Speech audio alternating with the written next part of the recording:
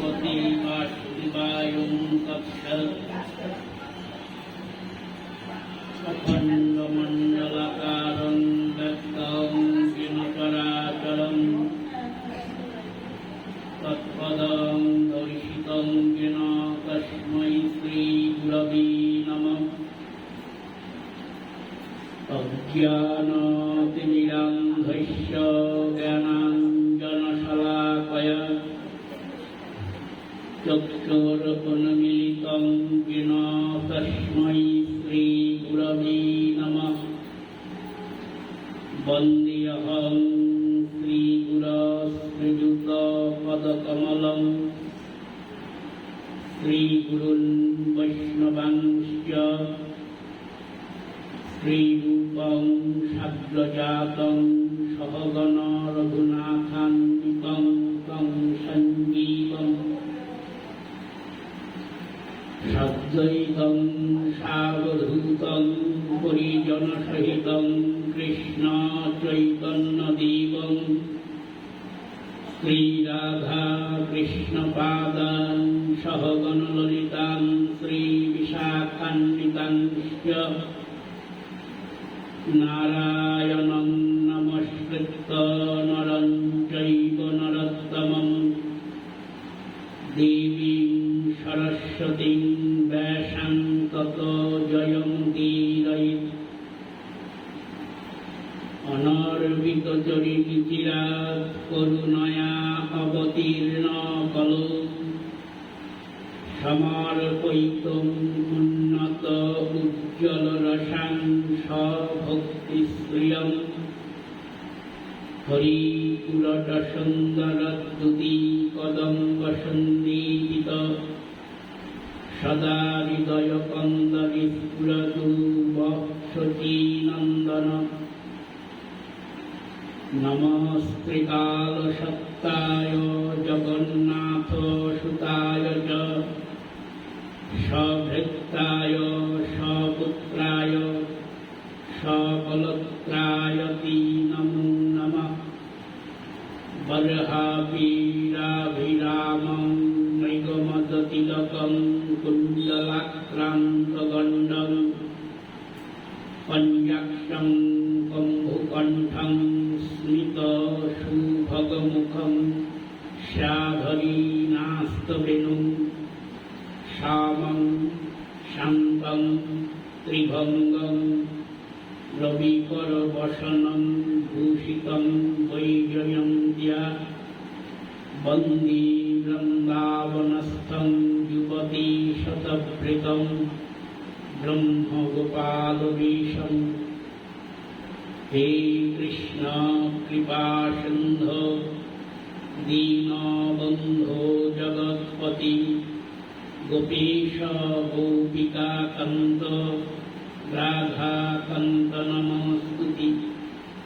राधारासेश्वरीं रम्यां गोविन्दमोहिनी परां वृषभानुसुताङ्गीं प्रणमम्यहं हरिप्रिये। वाञ्छाकल्पतरुभ्यश्च कृपासिन्धुभ्यैव च पतितानां पावनेभ्यो वैष्णवेभ्यो नमो नमः। हरे कृष्ण कृष्ण कृष्ण हरे हरे, हरे राम राम राम हरे हरे।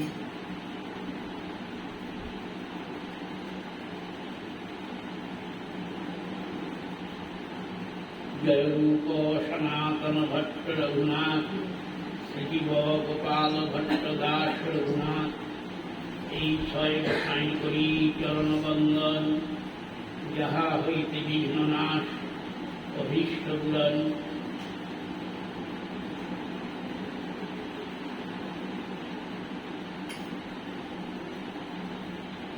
নিগমকল্পতরুর্গলিতং ফলং সুতমুখাদমৃতদ্রবসংযুতং পিবত ভাগবतं রসমালয়ং মুহুরহ রসিকা ভুবি ভাবুতা। जय जय निताय गौर हरि बोल, निताय गौर हरि बोल, निताय गौर हरि बोल।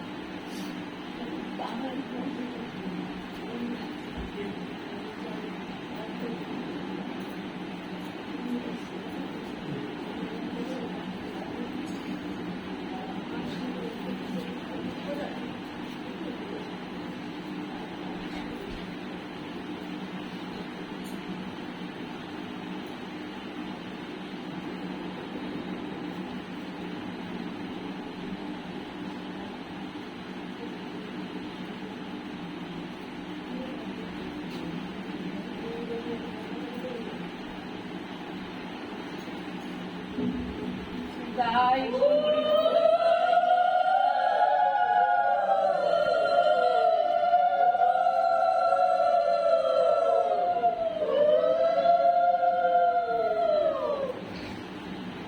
নমো ভগবতে বাসুদেবায় তৎসৎ। নৈমিষারণ্যে 60,000 অগ্নিহোত্রী বেদজ্ঞ ব্রাহ্মণ শ্রোতা সনকাদি ঋষিগণ প্রশ্নকর্তা রোমহর্ষনন্দন শ্রী শুক গোস্বামীপাদ বক্তা প্রভাস তীর্থে মৈত্রেয়ী বক্তা এবং বিদুর শ্রোতা সুরধরী গঙ্গার তীরে শ্রীপাঠ হরিদ্বারে পাণ্ডুবংশ অবতংশ অর্জুনের নাতি মহারাজ পরীক্ষিত ব্রহ্মশাপগ্রস্ত হয়ে ক্ষুধারণ্য তৃষ্ণার্জল পরিত্যাগ পূর্বক প্রায় উপবেশন করিয়াছেন। সেই সভায় ভক্তক্লেশ বর্ষণকারী শ্রীকৃষ্ণের লীলা কথা বর্ণনা করে চলেছেন। আজন্ম ব্রহ্মচর্যরত স্ত্রী পুরুষে ভেদ জ্ঞান শূন্য পরমযোগী ব্যাসনন্দন শ্রী শুকদেব গোস্বামী।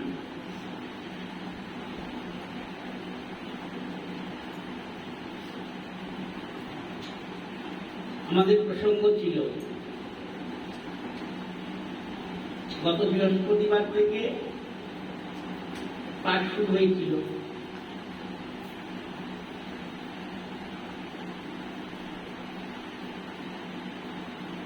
আমাদের প্রসঙ্গ ছিল ভক্তের স্বরূপ লক্ষণ। সেই প্রসঙ্গে শ্রীমদ্ ভাগবত বলছেন, নিরপেক্ষং মুনি শান্তং নির্বৈরং সমদর্শনম অনুগ্রজাম মহং নিত্যং তুয়েত অঙ্গ্রিরেণি। ভক্তের স্বরূপ লক্ষণ সম্বন্ধে ভগবান উদ্ধবজির কাছে প্রকাশ করেছেন।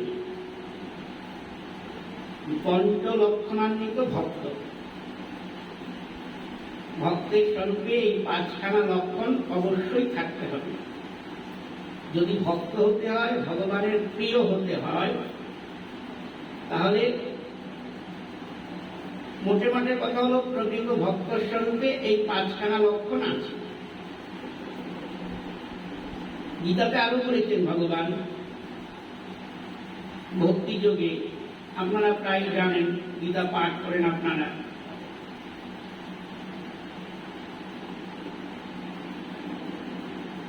যেমন ভগবান বলেছেন না, তুল্য নিন্দা স্তুতির মৌমি সন্তুষ্টম যেন কেনচিৎ অনিকেত স্থিরমতি ভক্তিমান সমেত প্রিয় নর। হে অর্জুন, সেই নর মানে সেই মানুষ আমার প্রিয়। সেই মানুষটা আমার প্রিয়। কোন মানুষটা? যার নিন্দা এবং স্তুতি, যার কাছে দুটোই সমান। নিন্দা করলে যে ক্রোধ করে না, আবার স্তুতি করলেও সন্তুষ্ট হবে বা আনন্দ লাভ করবে, সেরকম কোনো ব্যাপার নাই। তুল্য নিন্দা স্তুতি, যার কাছে নিন্দা এবং স্তুতি দুটোই সমান। যিনি মৌনী মানে মননশীল, চুপচাপ থাকে, সজাতীয় ভক্ত পেলেই ভগবত প্রসঙ্গ আলাপনে রত হন এবং সন্তুষ্ট যেন কেনচিৎ, অল্পেই সন্তুষ্ট। যেমন কালকে সাধু বেরিয়েছিল মাধুপুরি করতে, অনেক বড় একটা দলা পেয়েছে, আজকে ছোট একটা দলা পেয়েছে, তাতে অপ্রসন্নতা হওয়ার কোনো ব্যাপার সে বোধ করে না। যখন যেমন তখন তেমন।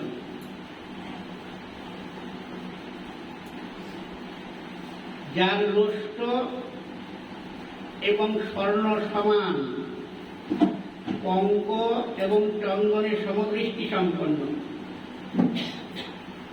জগতের সমস্ত দ্বন্দ্ব ধর্মগুলি যার কাছে সমান, সেই মনুষ্য আমার প্রিয়।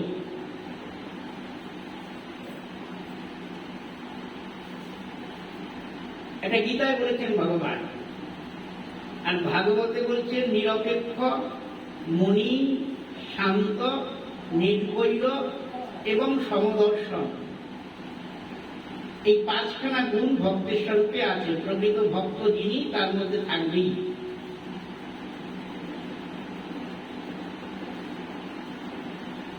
আমরা যথামতি যথাজ্ঞান শ্রবণ করেছি।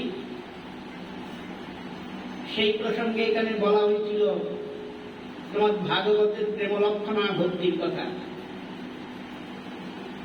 নববিধা ভক্তি, শ্রবণ, কীর্তন, স্মরণ, চরণ সেবা, অর্চনা করা, বন্দনা করা, দাস্যভাবে ভজন করা, সখ্যভাবে ভজন করা এবং আত্মনিবেদন করা। সেই সঙ্গে আমরা শরণাগতি যে 6খানা লক্ষণ, তাও শ্রবণ করেছি। ভগবৎ চরণে যে শরণাগতি, সেই শরণাগতির যে 6খানা লক্ষণ, আনুকূল্যস্য সেবনম, প্রাতিকূল্য বিবর্জনম, রক্ষিষ্যদিতি বিশ্বাসম, ভোক্তৃত্বে বরণম তথা। চিত্তদার দৃষ্টা করছে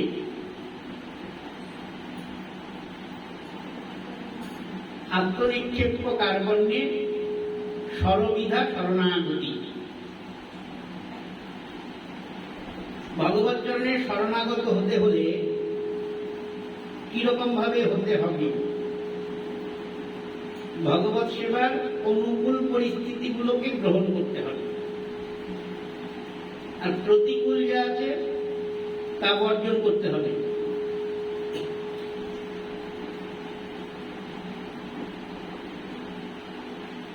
অনুকূল পরিস্থিতিগুলি চিত্তদা করবে।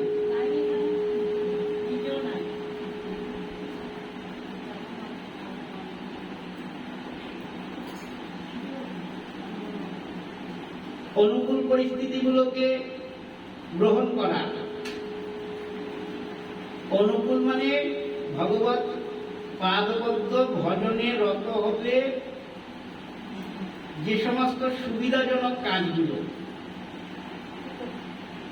সেগুলোর যত্ন নেওয়া, সেগুলো গ্রহণ করা, আর যেগুলো বাধা সৃষ্টি করে সেগুলো বর্জন করা।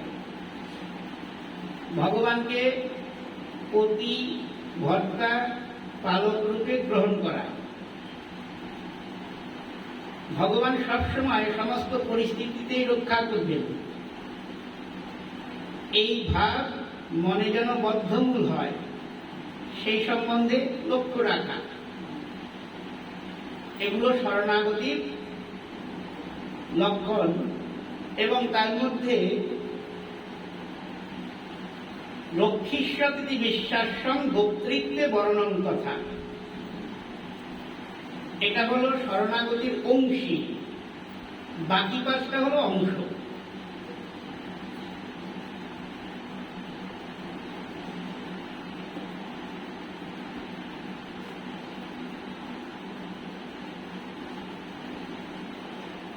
সাধন ভজন করতে গেলে ভগবৎ চরণে শরণাগত হওয়া প্রথমেই প্রয়োজন।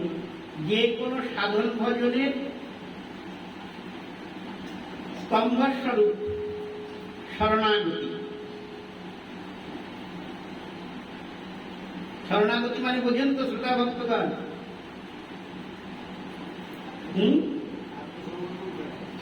আত্মসমর্পণ বা আত্মনিবেদন করা। সেই আত্মনিবেদনটা হবে দেহ থেকে বিশুদ্ধ আত্মা পর্যন্ত। দেহ থেকে বিশুদ্ধ আত্মা পর্যন্ত ভগবৎ চরণে আত্মনিবেদন হবে জীব গোস্বামী সিদ্ধান্ত। সেটা কিরকম হবে না, গো বিক্রয়বৎ। গরু বিক্রির মতন। আপনার গরু ছিল, গরু নিয়ে অনেক সমস্যা ছিল, রক্ষণাবেক্ষণের ব্যাপার স্যাপার থাকে, তো গরুটা আজকে বিক্রি করে দিলেন, এখন আর আপনার কোনো চিন্তা নেই গরু নিয়ে। যে কিনল তার, এখন সমস্ত দায়ভার তার। ভগবত চরণে আত্মনিবেদনটা হবে তদ্রূপ। যার যেরকম শরণাগতি, তার তেমন সাধন ভজনে অগ্রসর হওয়ার সমস্ত অনুকূল পরিস্থিতিগুলো সম্মুখে উপস্থিত হয়।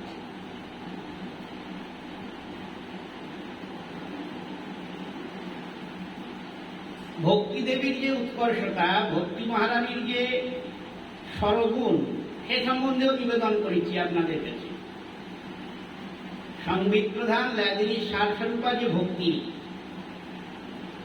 যে ভক্তি ছাড়া ভগবানকে বশীভূত করা যায় না।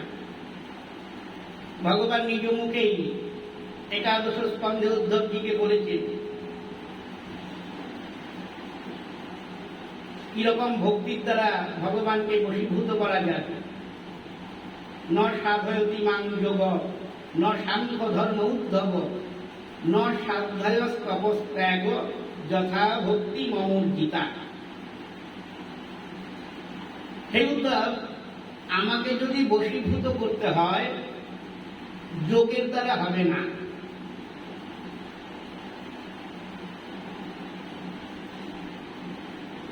ন সাংখ্য ধর্ম, সাংখ্য একটা ধর্ম, সেই ধর্ম যাজনেও হবে না। ন সাধ্যায়, সাধ্যায় মানে শাস্ত্র অনুশীলন। আদি সারা জীবন শাস্ত্র অনুশীলন করুন না কেন, তাতে ভগবান আপনার উপর প্রসন্ন হবেন না, আপনার বশীভূত হবে না। সেই সম্বন্ধে শ্রুতিও বলেছেন, নায়মাত্মা প্রবচনেন লভ্য, নায়মাত্মা প্রবচনেন লভ্য। আত্মজ্ঞান মানে ভগবত জ্ঞান, প্রবচন মানে শাস্ত্র অনুশীলনের দ্বারা ন লভ্য, লাভ হয় না। ন বহুনা শ্রুতে ন, সারা জীবন শুনুন, অনন্তকাল ধরে শুনুন। তবে এই শাস্ত্র অনুশীলন বা শাস্ত্র শ্রবণের সঙ্গে কিন্তু ভাগবতকে এক করে ফেলবেন না। ভাগবত কথা শ্রবণ এবং কীর্তন দুই করতে হবে।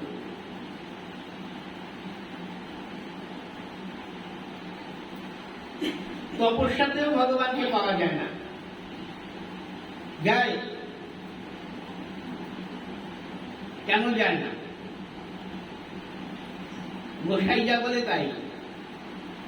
গোসাই যদি বলে যায় না তো যায় না, গোসাই যদি বলে যায় তো যায়। এই উদারতা ধর্ম যাজনে ভালো না। অন্যান্য ক্ষেত্রে এরকম দেখা যায় না, কিন্তু ধর্ম যাজনের ক্ষেত্রে আপনি যা বলবেন তাই, সেটাই ঠিক, কোনো প্রশ্ন নাই। প্রশ্ন তো হতে পারে যে তপস্যার দ্বারা ভগবানকে যে পাওয়া যায় না, কিন্তু আমরা তো দেখি কশ্যপ প্রতিদিন তপস্যা করেছে, কৃষ্ণসুতপা, ধরাদ্রণ সব তপস্যার দ্বারা ভগবানকে পেয়েছিলেন না? আপনারা তো নিত্য পাঠ শ্রবণ করেন, রোজই পাঠে যান, আপনারা তো জানেন, বিশেষভাবে আর বলার কোনো প্রয়োজন নাই। কশ্যপ অদিতি বহুকাল ব্রহ্মার আরাধনা করেছিলেন, শ্রী বিষ্ণু ভগবানের আরাধনা করেছিলেন, ভগবান তাকে সন্তুষ্ট দর্শন দিয়েছিলেন না। তারা কি বলেছিলেন? আপনাকে যেন, আপনার মতন যেন একটা পুত্র লাভ করি। ভগবান বলেছেন আমার মতন জগতে কেউ নাই, একমেব অদ্বিতীয়ম। আমার মতন তো জগতে কেউ নেই, তাহলে আমাকেই পুত্র রূপে আপনাদের কাছে আসতে হয়। তাই তো আসলেন না?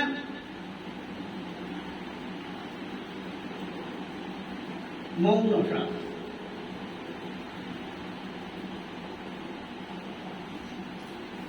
তাহলে ভগবান যে বললেন তপস্যার দ্বারা পাওয়া যায় না, এই তো পেলেন। তপস্যার দ্বারা পাওয়া যায় না কোন ভগবানকে, এবং কোন ভগবানকে তপস্যার দ্বারা বশীভূত করা যায়?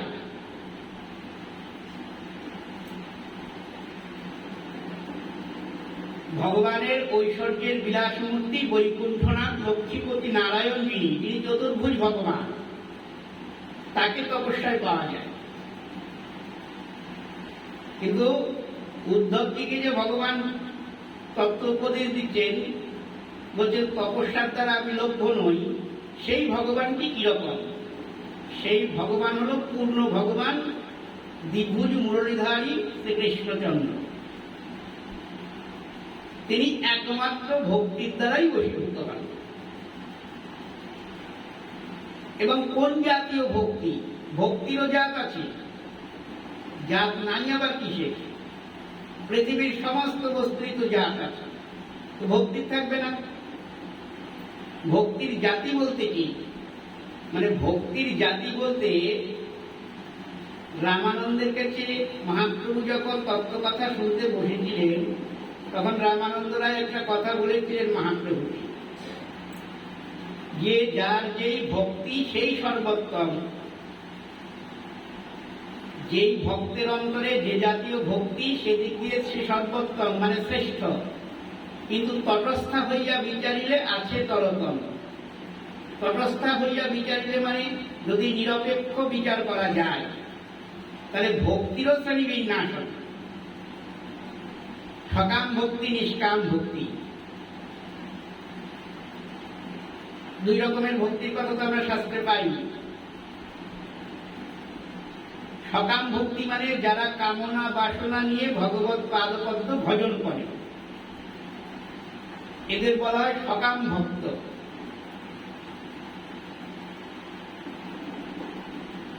যেমন ধ্রুব মহারাজ, তিনি ভজন করেছিলেন তার অন্তরের বাসনা চরিতার্থ করার জন্য। পিতার কোলে ওঠা, পিতার সিংহাসন লাভ, এগুলো ছিল তপস্যার মূলে। ধ্রুবের যে ভক্তি, তাকে সকাম ভক্তি বলা হয়। আর নিষ্কাম ভক্তি, যাদের কোনো কামনা বাসনা নাই, কেবল গোবিন্দ পাদপদ্মে ভক্তি যাজন করে কৃষ্ণ সুখের জন্য। প্রকৃতপক্ষে এইটি হলো ভক্তি। কারণ কবিরাজ বৈষ্ণব বলেছেন, আত্মেন্দ্রিয় প্রীতিবাঞ্ছা তারে কহিতাম, কৃষ্ণ সুখ প্রীতিবাঞ্ছা ধরে প্রেমনা। আত্মেন্দ্রিয় প্রীতি যদি এতটুকু থাকে, মানে সসুখ বাসনা যদি তিলার্ধেকও অন্তরে থাকে, তাহলে সেই ভক্তি কিন্তু প্রশংসনীয় না, বন্দনীয় না। তাকে শুদ্ধা ভক্তি বলা যাবে না। শুদ্ধা ভক্তি সম্বন্ধে রূপ গোস্বামীচরণ সুন্দরভাবে ব্যাখ্যা করে বুঝিয়ে দিয়েছে। অন্য অভিলাষিতা শূন্যম,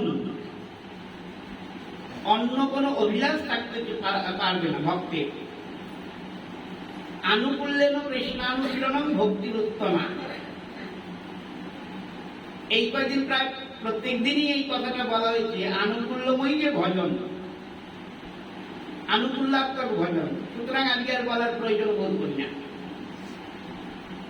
আনুকূল্যেন কৃষ্ণানুশীলনম ভক্তির উত্তমা। ভগবান যখন উদ্ধবজিকে বলছেন, ন সাধয়তি মাং যোগ ন শান্ত ধর্ম উদ্ধব ন সাধ্যয় তপস্ত্যাগ যথা ভক্তি মম উর্জিতা। একমাত্র উর্জিতা ভক্তি, শুধু ভক্তি বললেন না, ভক্তির আগে একটা বিশেষণ দিলেন ভগবান। কিরকম ভক্তি হতে হবে? উর্জিতা ভক্তি। উর্জিতা ভক্তি মানে তীব্র ভক্তি, অনন্য ভক্তি, অহৈতুকী ভক্তি, কেবলা ভক্তি, বহু নাম আছে এই ভক্তি। এই ভক্তিটাই ভগবান ভালোবাসেন, এই ভক্তিতেই ভগবান বশীভূত হন, অন্যান্য ভক্তিতে হয় না। অন্যান্য ভক্তি মানে সকাম ভক্তি, যাদের কামনা বাসনা আছে, কামনা বাসনা নিয়ে গোবিন্দ ভজন করছেন, তাদের যেই কামনা বাসনা আছে সেটা ভগবান পূরণ করেন, কিন্তু তার জন্য ভগবান তাদের নিজের হয়ে যায় না, ভগবানের সঙ্গে তাদের স্বার্থ সম্বন্ধ আছে, স্বার্থ বুদ্ধি নিয়ে ভাবনা করা হচ্ছে। আমি তোমাকে ভক্তি করলাম, তার বিনিময়ে তুমি আমাকে এটা দাও, ভগবান দিয়ে দিলেন। সেটা আপনার যে কোনো বস্তু হতে পারে, রাজ্য সম্পত্তি, স্ত্রী পুত্র, ব্রহ্মপদ প্রভৃতি, যে কোনো আপনার অভিলষিত বস্তুর জন্য প্রার্থনা করবেন, ভগবান দিয়ে যাবেন, আর কোনো সম্বন্ধ নাই। জগতে দুই শ্রেণীরই লোক আছে, সকাম এবং নিষ্কাম।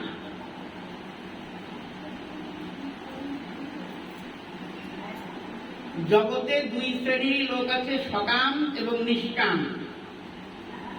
আর ভজনীয় পাদপদ্ম একজনই আছেন, তিনি হলেন কৃষ্ণচন্দ্র, আর কেউ নাই ভজনীয়। অনন্ত কোটি ব্রহ্মাণ্ড পাদপদ্ম শ্রী ভগবানই জীবের পূজ্য আরাধ্য। আলোচ্য সর্বশাস্ত্রাণি বিচার্য পুনঃ পুনঃ। ইদম একম সুনিষ্পন্ন ধেয় নারায়ণ সদা। শাস্ত্রবচন, সমস্ত শাস্ত্র আপনি আলোচনা করুন, আলোড়ন করুন, তার থেকে একটা সিদ্ধান্তই আপনি পাবেন, ধেয় নারায়ণ সদা।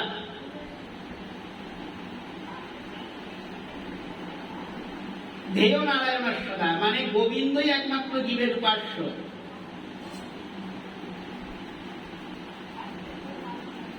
জগতে আর কোন উপাস্য বস্তু নাই।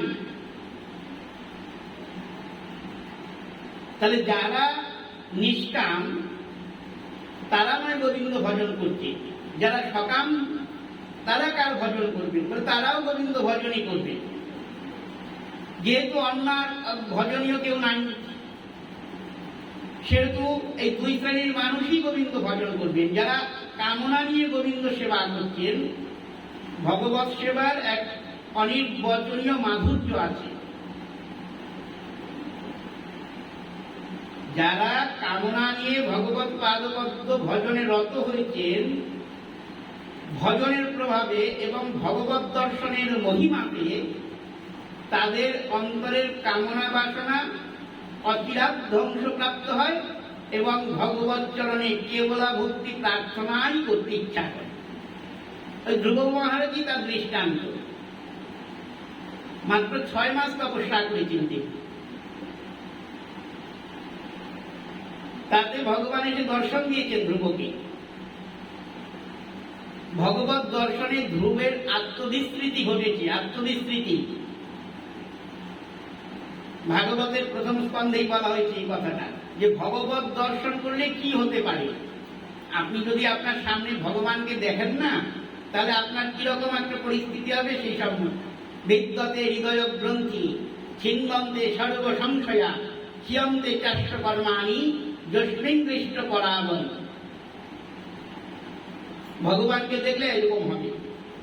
বিদ্যতে হৃদয় গ্রন্থি মানে অবিদ্যা গ্রন্থি ছিন্ন হয়ে যায়।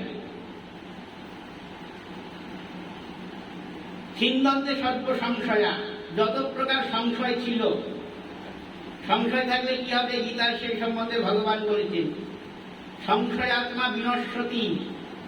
সাধুগুরু শাস্ত্র ভগবান এই সম্বন্ধে যদি কোনো সংশয় থাকে, সেই মূঢ় ব্যক্তি কি হবে না সংশয় আত্মা বিনশ্বতি, বিনাশ প্রাপ্ত হবে।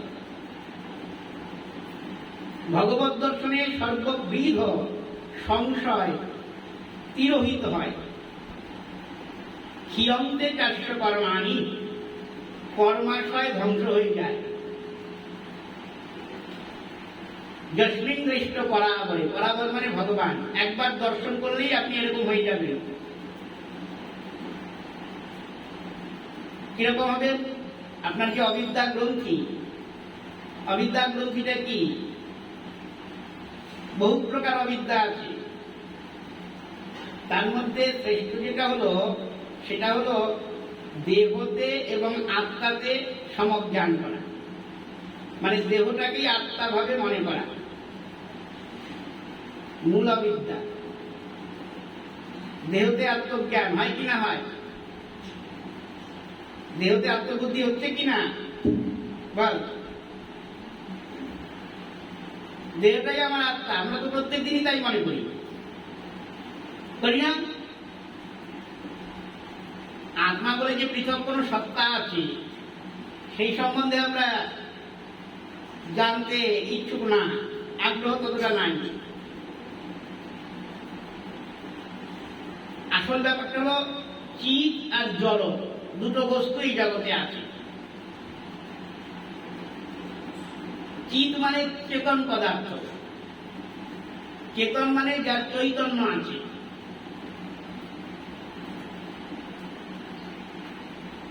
চেতন মানে কি? যার চেতনা শক্তি আছে। ইটকাট পাথরের আছে, আঘাত করলে ব্যথা পায়, ক্ষুধা তৃষ্ণা আছে, কারণ হলো জড় বস্তু। চেতন কথাটা যখন বলা হবে তখনই বুঝতে হবে অন্য জগতের কথা হচ্ছে, মানে চিন্ময় রাজ্যের কথা হচ্ছে। চিৎকণ মানে ভগবদ অংশ, মানে জীবাত্মা বা জীব চৈতন্য। আর দেহটা হলো পঞ্চীকৃত পঞ্চমহাভূতের সমষ্টি মাত্র। পঞ্চীকৃত পঞ্চমহাভূত, ভূত মানে আমরা কি বুঝি?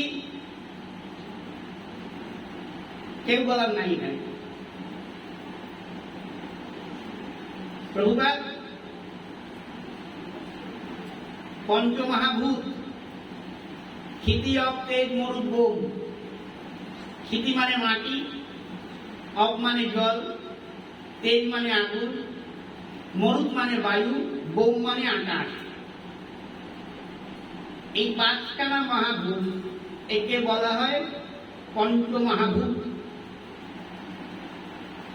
পঞ্চ তন্মাত্রা আছে, শব্দ স্পর্শ গন্ধ রূপ রস।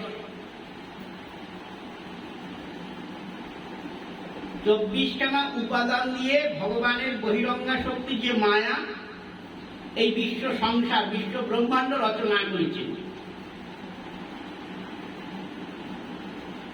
24খানা উপাদান কি কি?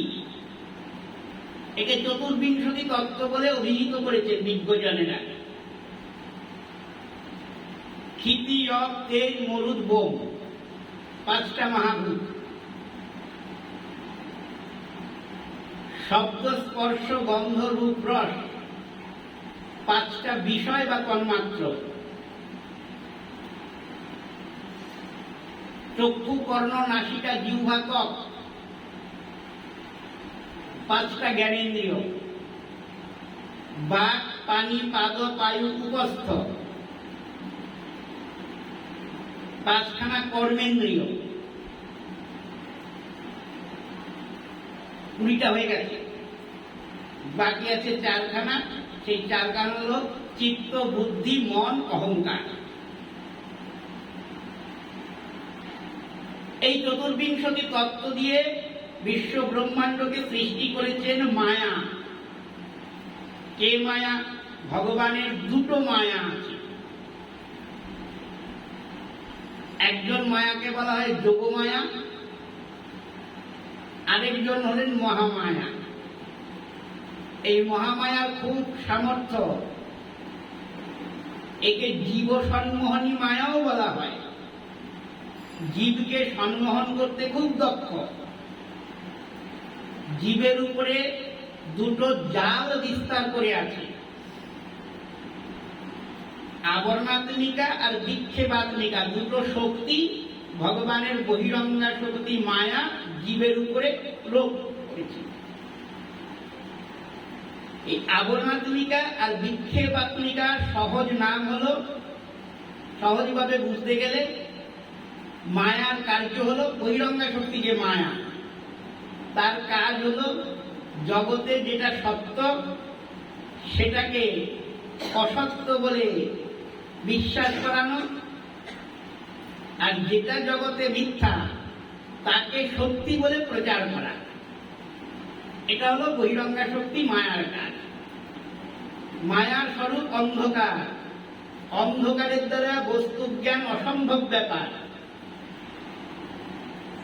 অন্ধকারে যদি আপনি যান, তাহলে যেগুলো আছে সেগুলো আপনি দেখতে পাচ্ছেন না, যেগুলো নাই তার বিশ্বাস অন্তরে জন্মাচ্ছে।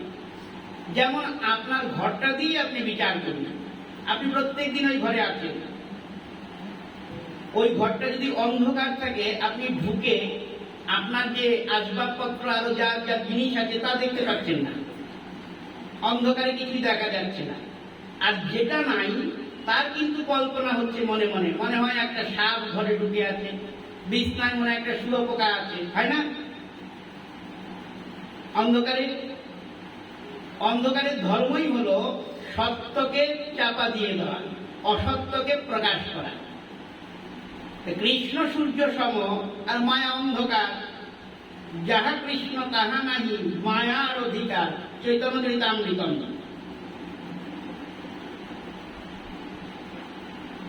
যারা বহির্মুখ, বিশেষত তাদের মায়ার আক্রমণ। সংসারবদ্ধ জীবের প্রতি এটা মায়ার আক্রমণ। সংসার দুঃখ, সংসার দুঃখটাকে আমরা দুঃখ বলে মনে করি না, কারণ আমরা জিজ্ঞাসা করলে, কেউ যদি জিজ্ঞাসা করে আমাকে, ভালো আছি। সংসারটা যে দুঃখময় সেটা ভগবান অর্জুনদেরকে বলেছেন। অর্জুন, এই সংসারের চেহারাটা কিরকম জানো? দুঃখালয়ম অশাশ্বতম। দুঃখের আলয়, অতএব অশাশ্বত। শাশ্বত নয়, শাশ্বত নয় যে বস্তু, তাতে শান্তি কোথায়, সুখ কোথায়? দশম স্কন্ধে ভাগবতে ব্রহ্মা আরো পরিষ্কার করেছেন, বলছেন পুরু দুঃখ দুঃখম, পুরোটাই দুঃখ সংসার। এই যে জীবের সংসার দুঃখ, আদি ভৌতিক, আদি দৈবিক, আধ্যাত্মিক, ত্রেতাব জ্বালায় জীব দগ্ধীভূত। এটা হলো মায়ার আক্রমণ। কেন মায়ার আক্রমণ? যেহেতু জীব আত্মবিস্মৃত হয়ে পড়েছে, বহির্মুখ হয়ে পড়েছে, ওই জন্য মায়ার আক্রমণ। বহিরঙ্গার কাজই হলো তাই। এটা ভগবানের বাইরের শক্তি, জড়া রূপা। এই মায়া নিজেই জড়া, অতএব এই মায়া যা রচনা করবে সেটাই জড় পদার্থ হবে। তাহলে বললাম কি, চতুর্বিংশতি তত্ত্ব মায়া রচিত, মায়া এর দ্বারা জগৎ সংসার রচনা করেছেন, অতএব পুরোটাই জড়, পুরোটাই জড় বস্তু। তাহলে এই চতুর্বিংশতি তত্ত্বের মধ্যেই আমাদের দেহটা পড়ে যাচ্ছে। এই দেহটা আবার চতুর্বিংশতি তত্ত্ব হলে তো ভালোই, কিন্তু একটা বোঝার বিষয় কি জানেন? পঞ্চীকৃত পঞ্চমহাভূত। এই দেহটা তৈরি হয়েছে পঞ্চীকৃত পঞ্চমহাভূতের সমষ্টি। মানে ওই পঞ্চমহাভূতের যে নাম বললাম আপনাদের, মনে আছে?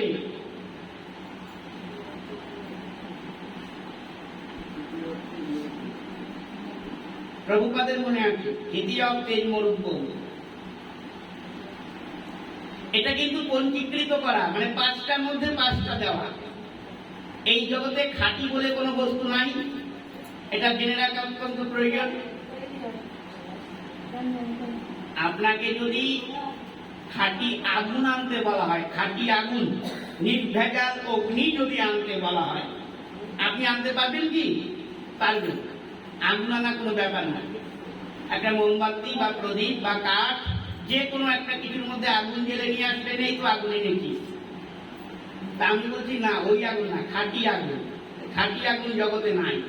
ঠিক সব ভূতগুলোর ব্যাপারই তাই, একটার সঙ্গে একটা জড়িত, পঞ্চীকৃত করা হয়েছে। এই পঞ্চীকৃত পঞ্চমহাভূতের সমষ্টি দেহ। দেবর্ষী নারদ তাই এই দেহের সম্বন্ধে বলেছিলেন, নলকুবর মণিগ্রীবকে অভিসম্পাদ দেবার পূর্বে তিনি চিন্তা করছেন যে যেই দেহের পরিণাম তিন রকমের, এই দেহের পরিণামটা কিরকম? 3 রকম হবে। 3 রকমের মধ্যে যা একটা না একটা হবে। কৃমি, বিষ্ঠা, ভস্ম, এই দেহটা, এই 3টা পরিণামের মধ্যে যে কোনো একটা প্রাপ্ত হবেই হবে। কৃমি মানে পোকা, বিষ্ঠা মানে মল, ভস্ম মানে ছাই। সেটা কি করে হবে?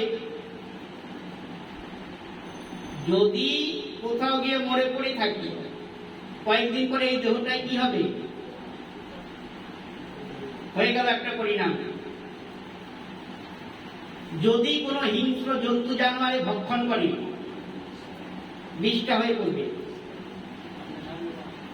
আর যদি ভদ্রভাবে মরা হয়, আত্মীয় পরিজন নিয়ে যাবে,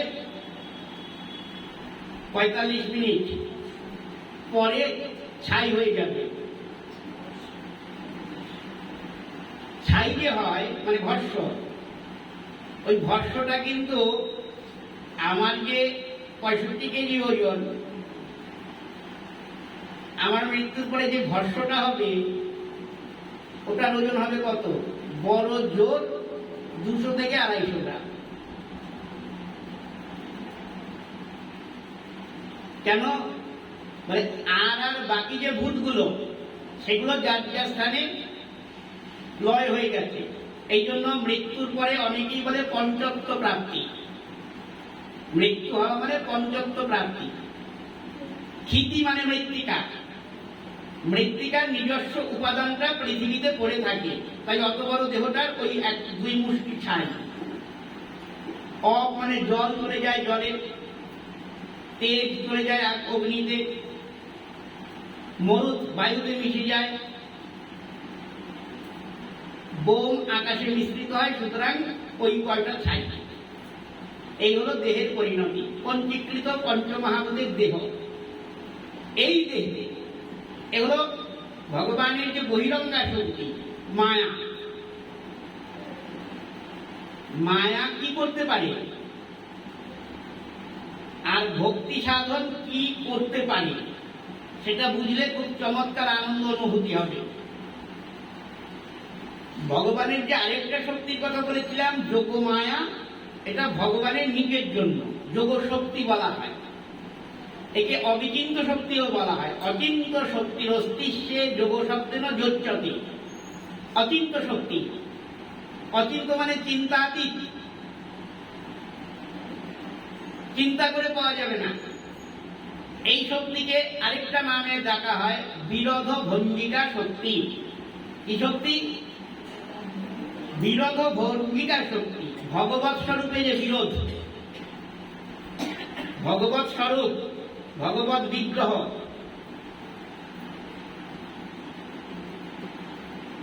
সেই বিগ্রহেও যে বিরোধ উৎপন্ন হয়, সেই বিরোধকে যিনি ভঞ্জন করে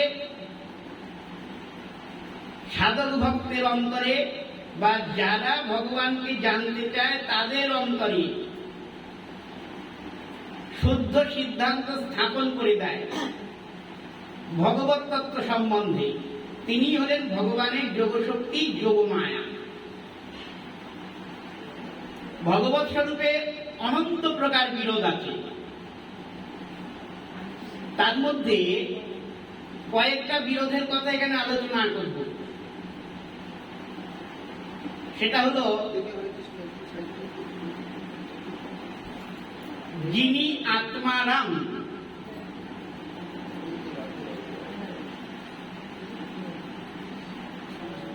ভগবানকে আত্মারাম চূড়ামণি বলা হয়েছে। ভগবানকে বলা হয়েছে আত্মারাম চূড়ামণি। সেই আত্মারাম চূড়ামণির ও রমণের ইচ্ছা একটা বিরোধ।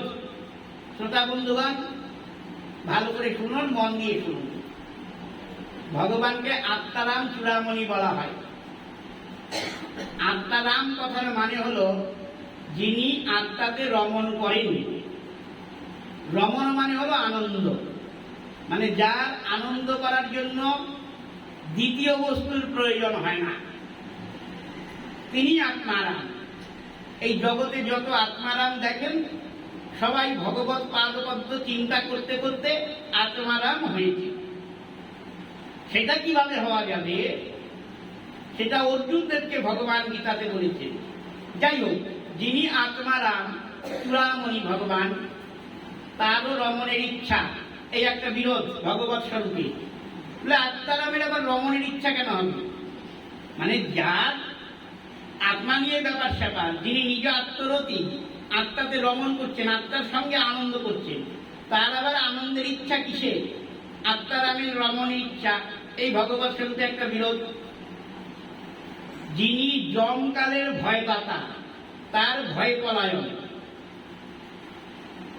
যিনি সচ্চিদানন্দ, তার রোদন। যিনি আত্মকাম, তার আবার কামনা। এই সমস্ত বিরোধগুলো ভগবত স্বরূপে যখন উপস্থিত হয় তখন কল্পনা শক্তির দ্বারা স্থির করা যায় না এ কিরকম ভগবান হলো। সচ্চিদানন্দের আবার রোদন হবে কিভাবে? সচ্চিদানন্দের চোখ দিয়ে জল পড়বে, রোদন মানে তো দুঃখের ব্যাপার। কিন্তু সচ্চিদানন্দ বস্তু যিনি, তার কাছে তো দুঃখ প্রবেশ করতে পারবে না। ওই দুঃখ টুক্ষ যা আছে এই মায়ার রাজ্যের ব্যাপার। মিথ্যা টিথ্যা যা আছে আমাদের খুব ভালোভাবে পায়, কিন্তু ভগবান এবং তার চরণাশ্রিত যে ঐকান্তিক ভক্ত, তাদের কাছে যায় না। তা সত্ত্বেও ভগবান স্বরূপে দেখা যাচ্ছে তিনি রোদন করছেন। যিনি জমকালের ভয়দাতা, তারও আবার ভয়, জরাসন্ধের ভয়ে পালাচ্ছে কি, তাই না? যিনি সর্বজ্ঞ, সব জানে, তারও অজ্ঞতার লক্ষণ। এগুলো দেখতে পাই না আমরা? কখন মাঝে মাঝে সংশয় উৎপন্ন হয় কিনা। যেমন সর্বজ্ঞ ভগবান শ্রীরামচন্দ্র সব জানেন। সীতাকে হরণ করেছে কেউ, সেটা বুঝতে পারছেন না তিনি। কে হরণ? সীতাকে হরণ হয়েছে এটা বুঝতেই পারছে না। সীতা কোথায় গেল? রোদন করে ভাসাচ্ছে, লক্ষণকে নিয়ে বন বনান্তরে খুঁজে বেড়াচ্ছে। সর্বজ্ঞ কিন্তু।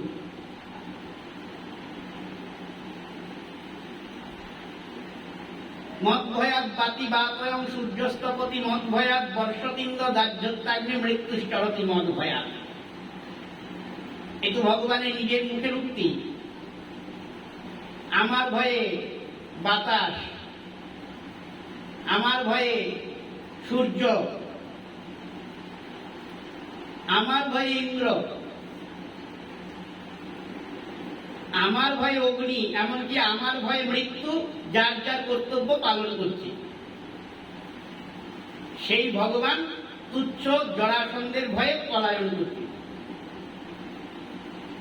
যিনি অনন্ত ব্রহ্মাণ্ডকে মুহুর্মুহু ধ্বংস করে সৃজন করে কারো কাছে জবাবদিহি করেন না, তিনি একটা দধিভাণ্ড ভঞ্জন করে সত্যি অপরাধী মনে করে মা যশোদার কাছে ধরা পড়ে মিথ্যা কথা পর্যন্ত বলছেন। মৃত্তিকা ভক্ষণ করলেন, ব্রহ্মাণ্ড গাছে মাটি খেয়েছিলেন।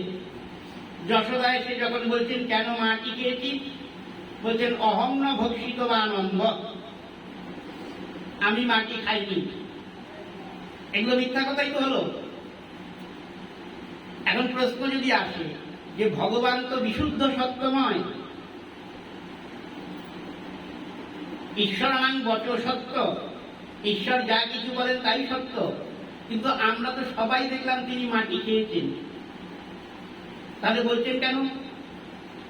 এই সমস্ত ভগবৎ স্বরূপে যে বিরোধ, এই বিরোধগুলোকে যে ভঞ্জন করে ভগবানেরই নিজ স্বরূপ শক্তি, তাকে বলা হয় যোগ শক্তি, যোগমায়া।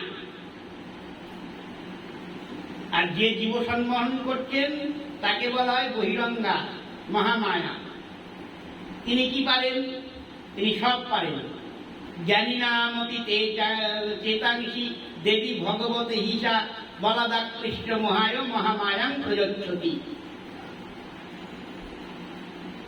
জ্ঞানীদের চিত্ত,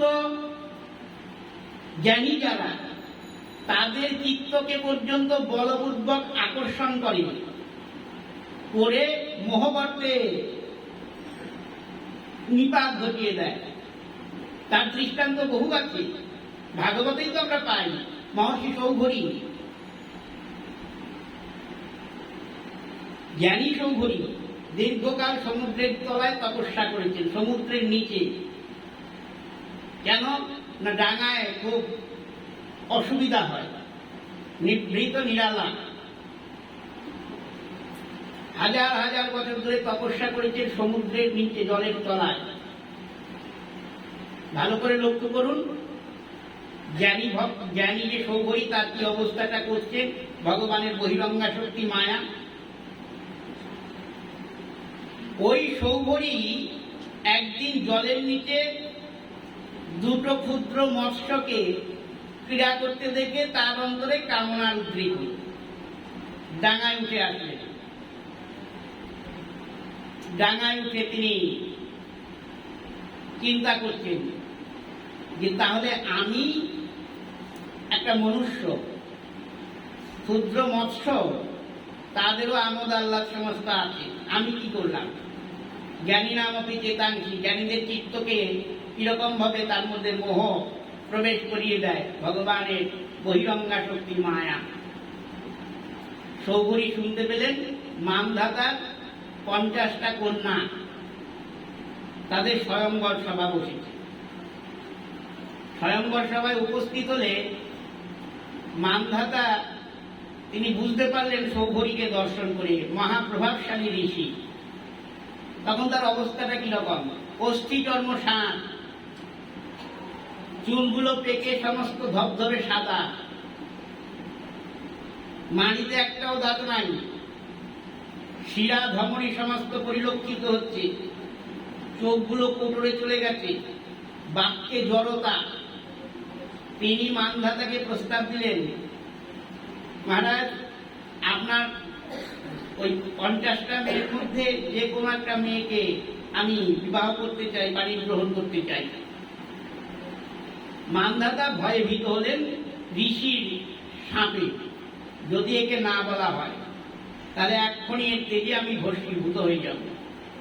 তাই বুদ্ধি করে বললেন যে স্বয়ংবর সভা যখন হবে আপনি সেখানে আসবেন, আমার যেই কন্যারা আপনাকে পছন্দ করবে আপনাকে পতিরূপে বরণ করবে।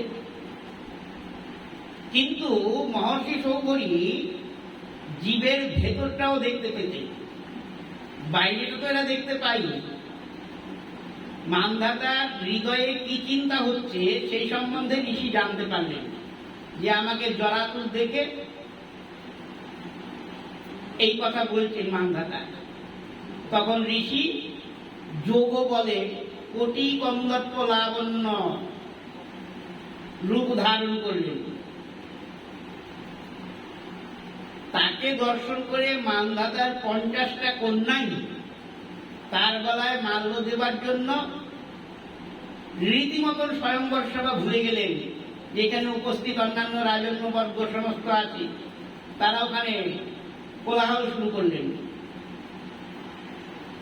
একে অপরকে ভৎসনা করতে লাগলেন। তুই এর যোগ্য নস, আমি এর যোগ্যা। এই যখন অবস্থা, তখন মহর্ষি সৌভরী বলছেন, কন্যাগণ, আপনারা বৃথা কলহ করবেন না, আমি প্রত্যেককেই বিবাহ করব। মহর্ষি সৌভরী তার দেহ থেকে 49টা সৌভরী ঋষি বের করলেন। একই লগ্নে 50টা কন্যা তিনি পানি গ্রহণ করলেন। দীর্ঘকাল সংসার ধর্ম চলল এবং সমস্ত কামনা বাসনা চরিতার্থের প্রয়াসে কয়েক শতবর্ষ পর্যন্ত মহর্ষি সৌভরী পত্নীদের সঙ্গসুখ লাভ করলেন। এক একজন পত্নীর গর্ভে 500টি করে পুত্র সন্তান উৎপন্ন করলেন।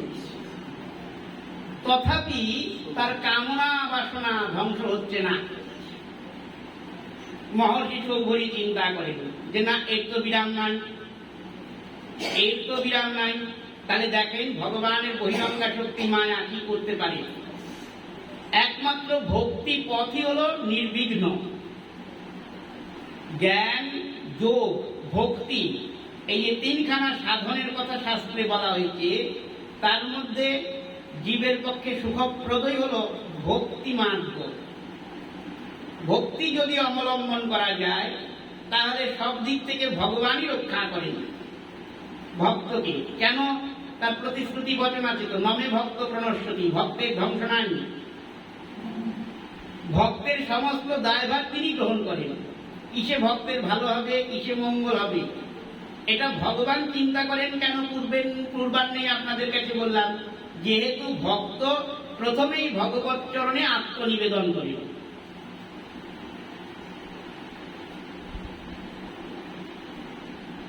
সমস্ত ভাবে ভক্ত ভগবানের উপরে নির্ভরশীল।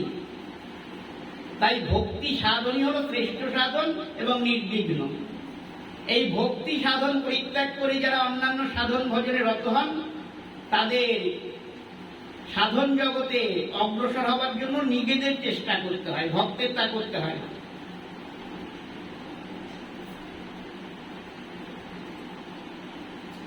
সমস্ত শাস্ত্র আপনি অনুসন্ধান করুন না, কোথাও এমন একটা কথা পাবেন না ভক্তি ভ্রষ্ট। ভক্তি থেকে ভ্রষ্ট হবার কোন সম্ভাবনা নাই। কিন্তু জ্ঞানভ্রষ্ট, যোগভ্রষ্ট, এই কথাটা মুহুর্মুহু শুনতে পাই। গীতাতেই ভগবান বলেছেন যোগভ্রষ্ট অভিজায়তে, মানে যোগ থেকে পতিত হবার সম্ভাবনা, জ্ঞান থেকে চ্যুত হবার সম্ভাবনা। কিন্তু ভক্তিতে সেটা নাই। ভক্তি থেকে পতনের কোন সম্ভাবনাই নাই। মহর্ষি মান্ধাতা বুঝেছিলেন পরবর্তী সময়ে। সুখদেব গোস্বামী শ্রীমদ্ ভাগবতের শেষে গিয়ে যেই কথাটা বলেছিলেন, সংসার সিন্ধুমতি দুস্তরম উত্তিকিরিসুর নান্যপ্লব ভগবত পুরুষোত্তমস্য লীলা কথা রস নিষেবনম অন্তরেণ পুংস ভবেদ বিবিধ দুঃখ দোবাদিতস্য। সংসার সিন্ধুমতি দুস্তরম, সংসার রূপ যে সিন্ধু মানে সংসার সাগর, অত্যন্ত ভয়ঙ্কর। নান্য প্লব, প্লব মানে কি? নৌকা। নান্য প্লব, না অন্য প্লব আর কি। এই যে ভয়ঙ্কর সংসার সিন্ধু, তা যদি অতিক্রম করতে হয়, মানে পার হয়ে যেতে হয়, তাহলে তার পক্ষে একটাই নৌকা আছে, দ্বিতীয় কোনো নৌকা নাই। ওই নৌকাকে আশ্রয় করতে হবে। এই সংসারের সঙ্গে সমুদ্রের উপমা দিয়েছে। সংসারের সঙ্গে সংসারটা, তার সঙ্গে সমুদ্রের তুলনা করছে। এখন তুলনাটা যার সঙ্গে যার হয়, তার সঙ্গে তার সাদৃশ্য থাকতে হবে, তো কিছুটা তো মিল থাকতে হবে, নাহলে তুলনা টিকবে কিভাবে? বলি, আপনি যে সংসারকে সমুদ্রের সঙ্গে তুলনা করছেন, সংসার তো ডাঙা, সমুদ্র তো জল, মিলটা কোথায়? বলছেন মিল হুবহু মিল আছে, তার জন্যই বলা হয়েছে। সংসারটা তো ডাঙার সংসার, সমুদ্র জল, শুধু জল, অনন্ত জল, তাই না? জগতে সমুদ্র আপনারা সবাই দেখেছেন, কুল কিনারা দেখা যায়, কিন্তু ওই পার বলে একটা জায়গা আছে, কিন্তু তাতেও যাওয়া যায়। 1 বছর, 2 বছর, 10 বছর পরেও যদি আপনি প্লব আশ্রয় করেন, একটা কুল পাবেন একদিন না একদিন, এই জগতের সমুদ্র। কিন্তু সংসার রূপ যে সমুদ্র, তার কিন্তু কুল কিনারা নাই, অত্যন্ত ভয়ঙ্কর সংসার সাগর। এই জন্য বলেছেন অতি দুস্তরম। আবার সমুদ্রে যেমন জলচর সমস্ত প্রাণী আছে, যে সমস্ত প্রাণী প্রত্যেক মুহূর্তে জীবকে গিলে খাওয়ার প্রচেষ্টা করছে, হাঙর, তিমি, কুমির আছে না, সংসার রূপ সাগরেও আছে সেই সমস্ত জলচর প্রাণীর মতনই ভয়ঙ্কর প্রাণী, কাম, ক্রোধ, লোভ, মোহ, মদ, মাৎসর্য, এই ষড়রিপু ভয়ঙ্কর প্রাণীর মতন সংসার সাগরে ঘুরে বেড়াচ্ছে যখন তখন গিলে খাবার জন্য। তাই খুব ভয়ঙ্কর সংসার সাগর। স্বয়ং আত্মারাম চূড়ামণি সুখদেবের মনে হয়েছে। যাই হোক, বুঝলাম, কিন্তু সংসারটা তো ডাঙা, জলের না। আপনি যে তুলনা করছেন একটু ভালো করে বুঝে দিন না, মিলটা কোথায়? বলে ভালো করে বুঝে নাও, সংসারের সঙ্গে সমুদ্রের যে মিলটা হলো ওই জায়গায়। সমুদ্রে যেমন অনন্ত জলরাশি, জলের শেষ নেই, সংসারেও তেমনি জীবের অনন্ত বাসনা, বাসনার শেষ নাই। অনন্ত অনন্ত বাসনা জীবের, ওইখানেই মিল। জীবের বাসনা কিছুতে নিবৃত্তি হয় না। এখানে যে ভয়ঙ্কর সংসার সিন্ধু, তার থেকে যদি উত্তীর্ণ হতে হয় তাহলে একটাই প্লব মানে নৌকা আছে, ভগবত পুরুষোত্তমস্য লীলা কথা রস নিষেবনম। ভগবান পুরুষোত্তম শ্রী গৌর গোবিন্দের লীলা কথা নিরন্তর শ্রবণ কীর্তন স্মরণ, এটাই সংসার সাগর থেকে উত্তীর্ণ হয়ে যাবার নৌকা। তাই জীবের যে বাসনা, সেই বাসনাকে নির্মূলে যদি ধ্বংস করতে হয়, উৎপাদন করতে হয় যদি মূলোৎপাদন, তাহলে একমাত্র ভক্তিশাস্ত্র শ্রীমৎ ভাগবত, সেই ভাগবতী পারবে জীবকে সেই পথ প্রদর্শন করা। ভাগবতে পরিভাষা বাক্য হল কৃষ্ণস্তু ভগবান স্বয়ং। ভাগবত ধর্মের তাৎপর্য হল হরিতোষণ, হরিতোষণ রূপ। আর ভাগবত ধর্মের বিশেষণ দেওয়া হয়েছে। বিশেষণটা কি? প্রজ্জিত বৈতব্য। প্রজ্জিত বৈতব্য ভাগবতের প্রথম স্কন্ধেই কিন্তু এই কথা বলা হয়েছে, ধর্মং প্রজ্জিত বৈতব্য অত্র পরম নির্মৎসরণাং শতাং বেদং বাস্তব মন্ত্র বস্তু তাপ শিবদং তাপত্রয়োনুমলনম। শ্রীমৎ ভাগবতে মহামুনি কৃতে কিংবা পরমেশ্বরই শব্দ নিদ্যবরুদ্ধতে অত্র পৃথিবী সুস্পৃভি তৎক্ষণাৎ।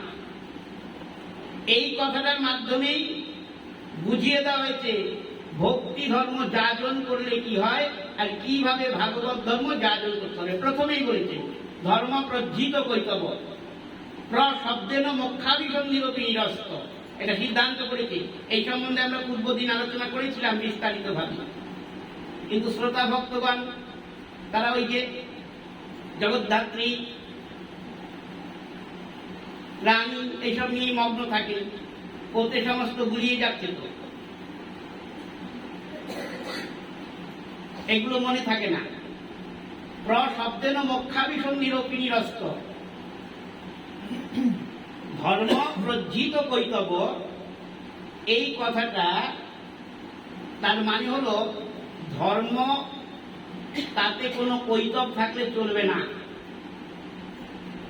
কৈতব মানে হলো কপটতা, আত্মবঞ্চনা, থাকলে চলবে না। ভাগবত ধর্ম হচ্ছে তাই, এতে কোনো কপটতা নাই, কৈতব নাই।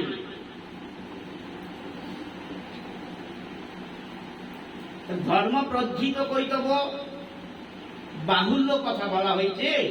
প্রশ্ন হয় যদি কোনটা বাহুল্য হলো না, উপসর্গটা। উপসর্গটা না দিলেও তো আমরা বুঝতে পারতাম না। ধর্ম উজ্জিত কৈতব, এটা বললেও বোঝা যেত যে ধর্ম হবে কৈতব শূন্য। কিন্তু আবার উপসর্গ কেন বসাতে গেল, কি প্রয়োজন ছিল? সুখদেব গোস্বামীর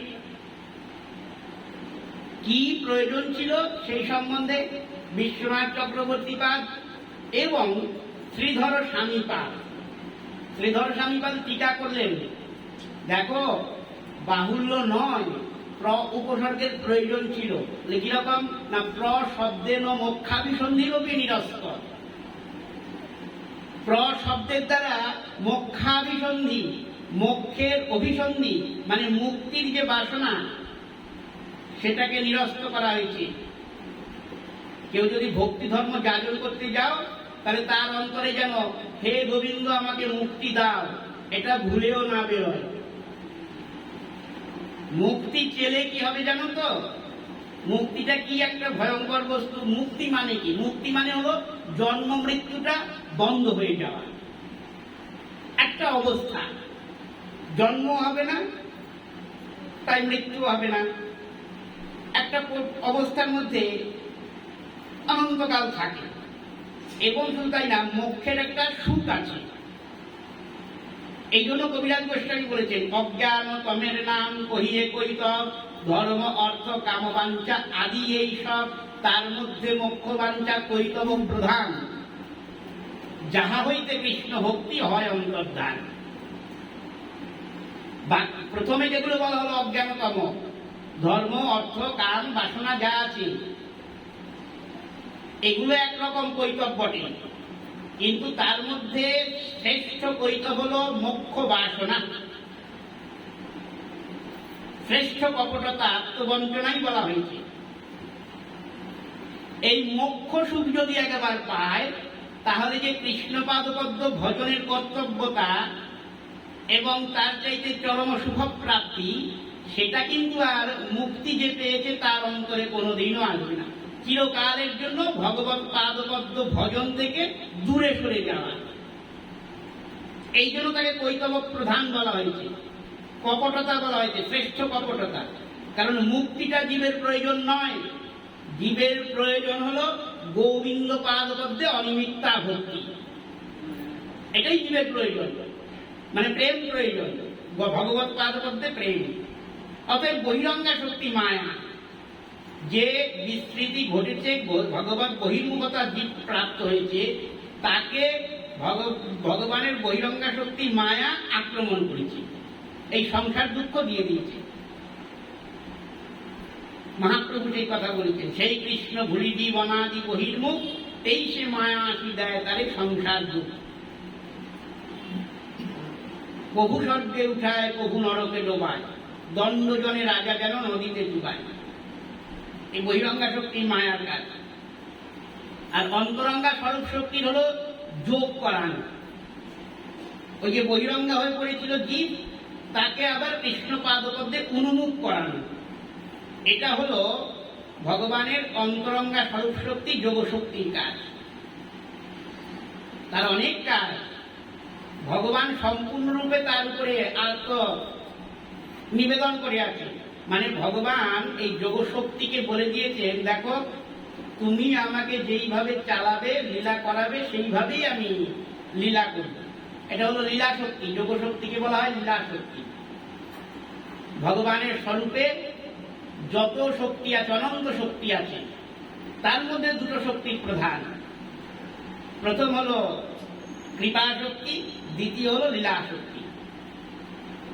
ভগবৎ শক্তি, ভগবৎ স্বরূপে যে কৃপা শক্তি, সেই কৃপা শক্তির যে বিক্রম, যে সামর্থ্য, অন্যান্য শক্তিগুলোর মধ্যে তার বিন্দু মাত্র নাই। দামবন্ধন লীলাতে সেটা দেখানো হয়েছে। দৃষ্টা পরিশ্রমং সমাতুর কৃষ্ণ কৃপয়া শিষ্যবন্ধনে। কৃপা হলো ভগবৎ স্বরূপের শক্তির মধ্যে সম্রাজ্ঞী। ভগবৎ স্বরূপে যখন কৃপার আবির্ভাব হয়, তখন অন্যান্য শক্তিগুলো সমস্ত অধোবদনে করজোড়ে দণ্ডায়মান থাকে। এই কৃপা যে ভগবৎ স্বরূপের ধর্ম, তার সে আবার কিরকম? সে স্বাধীনা, স্বতন্ত্রা। ভগবানের তোয়াক্কা করবে না। কৃপা শক্তির এরকম বিক্রম। কৃপা শক্তি যাকে মনে হবে কৃপা করব, তাকে ভগবানকে দিয়ে কৃপা করিয়ে নেবে। তার সাধন ভজনের কোনো প্রয়োজন নাই। কারণ শৈরিনী স্বাধীনা করেছেন ভগবান কৃপাকে।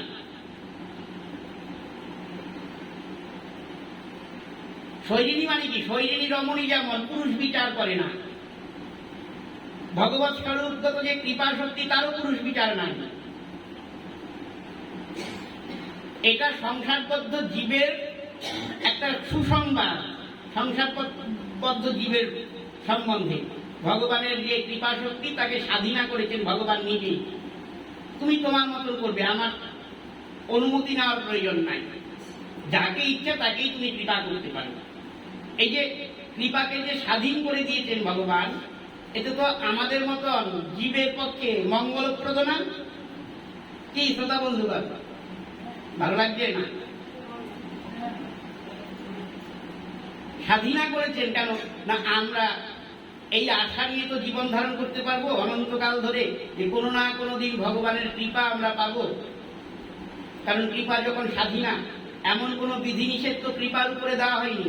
জগতে যারা ভজননিষ্ঠ, যারা সাধননিষ্ঠ, তাদেরই কৃপা করবে, অন্যদের করবে না। তাহলে আপনারা কৃপা পেতেন, আমার মতন লোকে কি হবে? তা করেনি ভগবান, ওরকম দেখার দরকার নাই। তার প্রমাণ দেখুন, পুরীর রাজা প্রতাপরুদ্র যখন মহাপ্রভু বৃন্দাবন যায়, তখন সমস্ত রাস্তার মধ্যে মহাপ্রভুর যেন কোনো অসুবিধা না হয় সেই ব্যবস্থা করেছেন প্রতাপরুদ্র। জায়গায় জায়গায় ছোট ছোট ঘর নির্মাণ করে সেখানে লোক নিযুক্ত করেছেন। মহাপ্রভুর প্রত্যেকটা সংবাদ, প্রত্যেকটা মুহূর্তের সংবাদ আমার চাই। কখন কি করছেন, কিভাবে থাকছেন, একদম আমার চাই। তখন তার মোবাইল ছিল না। পুরীতে বসে প্রতাপরুদ্র সংবাদ নিচ্ছেন মহাপ্রভু। মহাপ্রভু এখন ওই জায়গায় আছে, ওখান থেকে এখানে গেল, সব সংবাদ আসছে। সামনে বসে আছেন সার্বভৌম ভট্টাচার্য।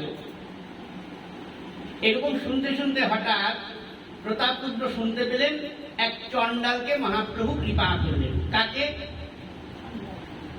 যার ভজন নাই, সাধন নাই, গৌর কি কৃষ্ণ কি যে জানেও না, সেই চণ্ডাল অধিপতিকে মহাপ্রভু কৃপা করলেন। শুনে স্তম্ভিত হয়েছে প্রতাপরুদ্র। ভট্টাচার্যকে জিজ্ঞাসা করছেন, কিমিদম, মানে এটা কি হলো? সার্বভৌম বলছেন এবং ইদম, এইরকমই, মানে ভগবানের যে কৃপার ধারা সেটা এইরকমই। পুরুষ বিচার করে। প্রতাপরুদ্র নিজেকে বিচার করেছেন, আমি ক্ষত্রিয় রাজা, আমি মহাপ্রভুর কৃপা লাভের জন্য কত চেষ্টা করলাম, তিনি আমাকে একটিবারের জন্য দর্শন দিলেন না। আর ওই চণ্ডাল অধিপতি তাকে কৃপা করলেন, বলে কৃপার ধর্মই তো তার, পুরুষ বিচার করে না।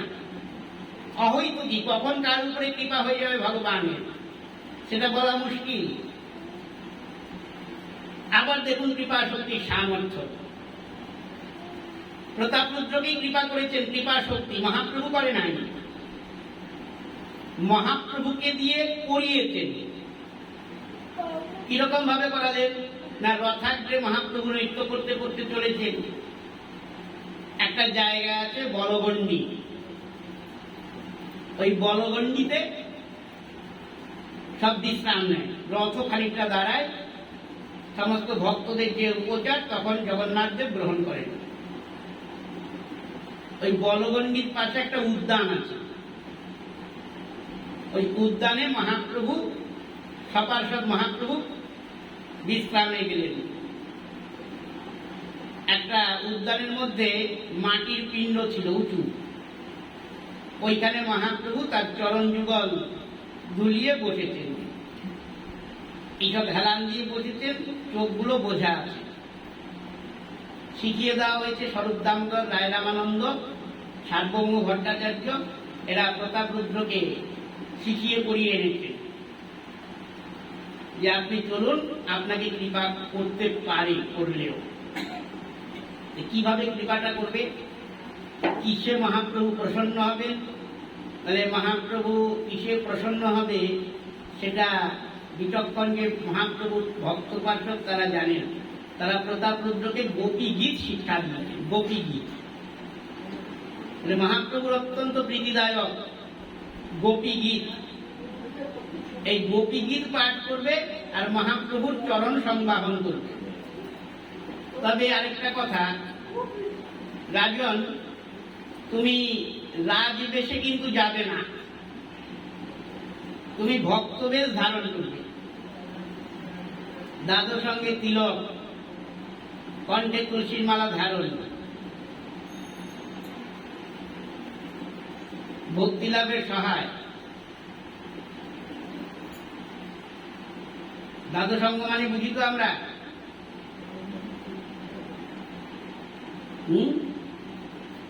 দ্বাদশ মানে কি? শরীরের 12টা জায়গায় ভগবানের নামে তিলক রচনা করা। পৃষ্ঠে কি মন্ত্র দেয়?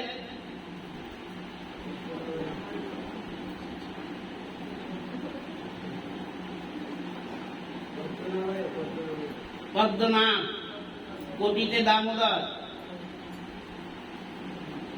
মহাপ্রভু তার এক ছাত্রকে বলেছিলেন, বুঝলাম আজকে তোমার অধ্যয়ন করতে হবে না, যাও বাড়ি চলে যাও। কেন? তোমার তো ললাটে তিলক নাই, তার মানে সন্ধানিক করো নাই, যাও সন্ধানিক করে আসো আগে।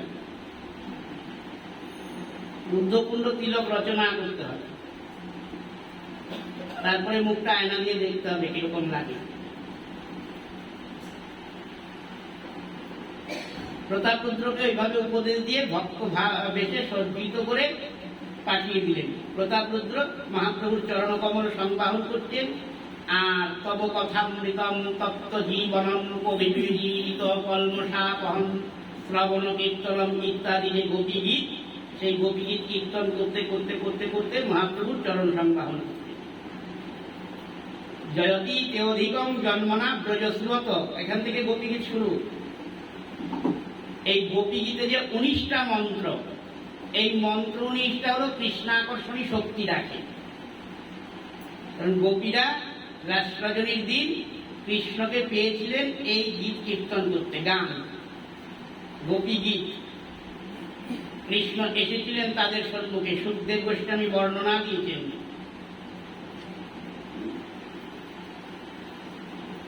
গললগ্নিকৃত বাস হয়েছে কৃষ্ণ, তার উত্তরীয়টা গলায় ঝুলিয়ে হাত জোর করে গোপী সমাজে এসেছিলেন। কৃষ্ণাকর্ষণী মন্ত্র বলা হয়। তার মধ্যে তব কথামৃতম তপ্ত জীবনম, এই জায়গাটায় যখন আসলেন তখন মহাপ্রভু প্রতাপরুদ্রকে আলিঙ্গন করেছিলেন। প্রতাপরুদ্রের সমস্ত চাওয়া পাশা পাওয়ার নিবৃত্তি হয়ে গেছিল ওই দিন। মহাপ্রভু কি বলেছিলেন? বিশেষ প্রণিধানযোগ্য, কে মোরে দিলে বহু অমূল্য রতন, মোর কিছু দিতে নাহি দিলু আলিঙ্গন। মহাপ্রভু জিজ্ঞাসা করছেন, কাকে আলিঙ্গন করছেন জানেন না, কিন্তু যদি জানতেন তাহলে জিজ্ঞাসা করতেন না কে মোরে দিলে বহু অমূল্য রতন। তিনি রাজদর্শন করেন না, সন্ন্যাস ধর্মের বিরোধিতা, রাজদর্শন। তো রাজদর্শন করে না, প্রতাপরুদ্রকে তিনি দেখেননি, তাই দেখেননি বলেই চোখগুলো তো বোঝা, দেখবে কিভাবে, চোখ বন্ধ আছে। তাই বলছেন কে মোরে দিলে বহু অমূল্য রতন, মোর কিছু দিতে নাহি দিনু আলিঙ্গন। এই যে মহাপ্রভু প্রতাপরুদ্রকে আলিঙ্গনটা করলেন, মানে কৃপা করলেন, সেটা মহাপ্রভু নিজেও জানেন না কাকে করলেন। মানে ভগবান কাকে কৃপা করছেন সেটা নিজেও জানে না। কৃপা শক্তির এমন সামর্থ্য, এইভাবে ভগবানকে দিয়ে কৃপা করিয়ে নেয়। কৃপা শক্তির প্রেরণাই মহাপ্রভুর আজানুলম্বিত দুটো বাহু প্রতাপরুদ্রের কণ্ঠে আবদ্ধ হয়েছিল। তাই ভগবৎ স্বরূপে যত শক্তি আছে তার মধ্যে শ্রেষ্ঠই হল কৃপা শক্তি। তো যাই হোক, ভগবত দর্শনে জীবের কি হয়, বিদ্যতে হৃদয় গ্রন্থি ইত্যাদি ব্যাখ্যা করলাম, আপনারা কিরকম বুঝলেন জানি না, বোঝাতে পারলাম। তো ধ্রুবের সেই অবস্থা হয়েছে, ধ্রুব আত্মবিস্মৃতি লাভ করেছে, তখন ভগবানের শক্তিতে ধ্রুব বুঝতে পারলেন যে সামনে যে এসেছেন তিনি ভগবান।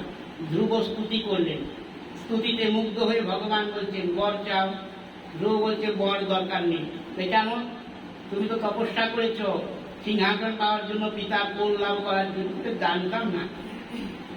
তোমার মতন একজন আছে, তাহলে ভজন তপস্যাটা তোমার জন্যই করতাম। ধ্রুবকে বারবার বলে ভগবান বরং প্রেণস্ব, ধ্রুব বারবার বলে বরং ন যাচ্ছে। যতবার ভগবান বলে ততবার ধ্রুব বলে আমার বর চাই না। তখন ভগবান বলে, দেখো আমার কাছে মুক্তি আছে, এই যে মুক্তি, সারক্য, সালক্য, সামীপ্য, শাস্তি, চতুর্বিধা মুক্তি ভগবান যেতে যেতে দিচ্ছে ধ্রুবকে। ধ্রুব নিচ্ছেন না, প্রকৃত ভক্ত নেয় না, মুক্তিকে ঘৃণা করে, বলছেন তোমার মুক্তি নিয়ে তুমি যাও, আমার প্রয়োজন নাই, তাহলে তুমি ইন্দ্র হয়ে যাও। ধ্রুব বলছেন দরকার নাই, সার্বভৌম পদ নাও, ব্রহ্মপদ নাও, ধ্রুব কিচ্ছুই নেবে না। তখন ভগবান বলছেন আমাকে নাও। ধ্রুব বলে তোমাকে নিয়ে আমার কোনো লাভ নাই। দেখলেন তো, ওই যে পূর্বদিন বলেছিলাম না, ভক্তি মহারানীর যে সর্ববিশেষণ, তার মধ্যে একটা বিশেষণ হলো কি, ক্লেশাগ্নি শুভদা মক্ষলভূতাকৃত সুদুর্লভা। কৃষ্ণ ভক্তি যে সুদুর্লভা, তার জাজ্জল্যমান প্রমাণ এইখানে হচ্ছে। তো ভগবান একটিবারের জন্য ধ্রুবকে বলছেন কি যে ভক্তি নাও, বলবেন না, তিনি বলেনও না কোথাও। ওই মুক্তিগুলো দিতে চাচ্ছে, ইন্দ্রপদ, ব্রহ্মপদ, সার্বভৌমপদ দিতে চাচ্ছেন, এমনকি নিজে হতে চাচ্ছেন দাস ধ্রুবের, তথাপি বলছেন না ভক্তি নাও। ভগবান বলেন না কখনো। কবিরাজ গোস্বামী তিনি বলেছেন, কৃষ্ণ যদি ছুটে ভক্তে ভক্তি মুক্তি দিয়া, প্রভু না দেন প্রেম ভক্তি রাখেন লুকাইয়া। একটিবারের জন্য বলছেন না। ধ্রুব বলেছেন শেষে যে প্রভু তুমি দিতে চাচ্ছ, আমি নিচ্ছি, আমারও সব কিছু চাই না। আমি কি চাই? আমি চাই তোমার পাদপদ্মে ভক্তি বহন করেন যে পুরুষগণ, তাদের চরণ তলায় বসে যেন শ্রবণ কীর্তন ভক্তি অঙ্গ যাজন করতে পারি। এই তো ধ্রুবের চাওয়া, শ্রবণ কীর্তন স্মরণ। প্রহ্লাদ মহারাজ নৃসিংহদেব হিরণ্যকশিপুকে বিনাশ করে এবার প্রহ্লাদকে বলছেন বর নাও। প্রহ্লাদ বলে বরের দরকার নাই। ভগবান তখন শ্লেষ বাক্য বলেছিল। শ্লেষ শ্লেষ কিরকম হ্যাঁ জানা আছে, এরকম মনের ভাব ভগবানের। ভক্ত প্রহ্লাদ এমন একটা কথা বলেছেন, যেই কথা শুনে ভগবান স্তম্ভিত হয়েছেন। ভগবান চিন্তা করছেন, কেন আমি ঠিকই বলেছিলাম ওই দিন দুর্বাসা ব্রাহ্মণকে, অহং ভক্ত পরাধীন স্বতন্ত্র বদিজ সাধুদের ভ্রষ্ট হৃদয় ভক্তে ভক্তে জনপ্রিয়। ঠিক বলেছিলাম। কেন বলবেন না ভগবান? প্রহ্লাদ কি বলেছিলেন? বর চাওয়ার কথা বহুবার বললে প্রহ্লাদ নিতে চাইলেন না। ভগবান শ্লেষ বাক্য বললেন। ভগবানের ভাবটা হলো, নৃসিংহদেবের ভাবটা হলো, দেখা আছে, প্রথমে না না করো, তারপর চেয়ে নাও, এরকম একটা ভাব। বুঝতে পেরেছেন প্রহ্লাদ? বুঝতে পেরে বলছেন যে প্রভু আমি তোমার ভৃত্য, তুমি আমার প্রভু, এতবার করে বলছো কিছু নিতে, তো নিতে তো আমার হবেই। তুমি দিতে চাচ্ছ, আমি নিচ্ছি, তাহলে দিতে যদি হয় প্রভু দাও। নৃসিংহ ভগবান বলছেন এই তো মনে মনে, এই তো পথে এসেছো, নেবে না তো বলছিলে, এখন তো নিচ্ছ। কিন্তু প্রহ্লাদ যেটা নিল তাতে ভগবান স্তম্ভিত। অবিচিন্ত শক্তিধারী ভগবান তিনি চিন্তা করতে আরম্ভ করলেন, এই কি এইরকম ভক্ত, কেন তিনি ভক্তের বেলায় বলবেন না, হ্যাঁ ভক্তের উপর থেকে বিধান সরাবে না, অভক্তের উপরে যেরকম বিচার ভক্তের বেলা অন্যরকম বিচার ভগবানের ক্ষেত্রে। কিসের জন্য এরকমটি করেন ভগবান, সেটা প্রহ্লাদের কথা শুনলেই বোঝা যাবে।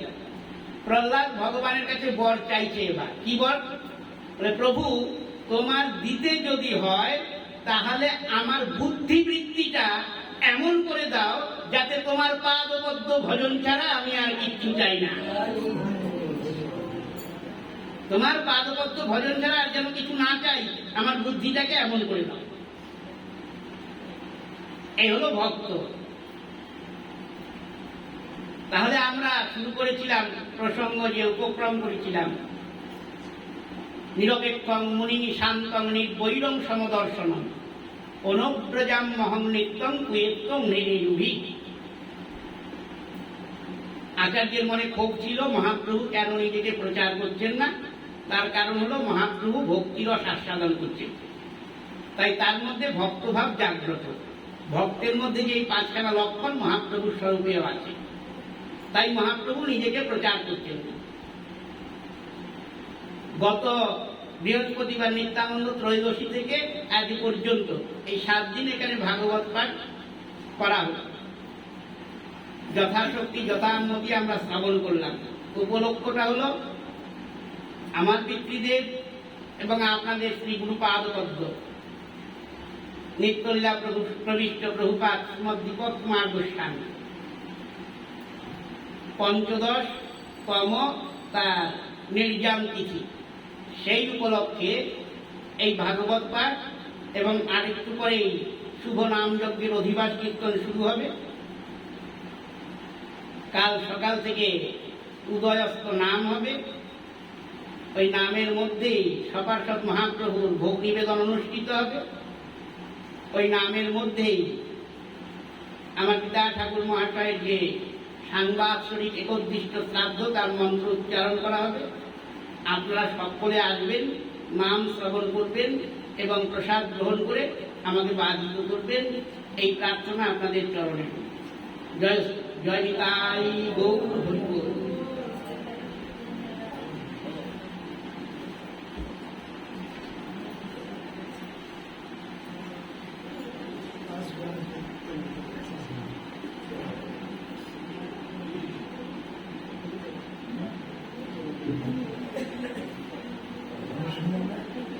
কই ওনারা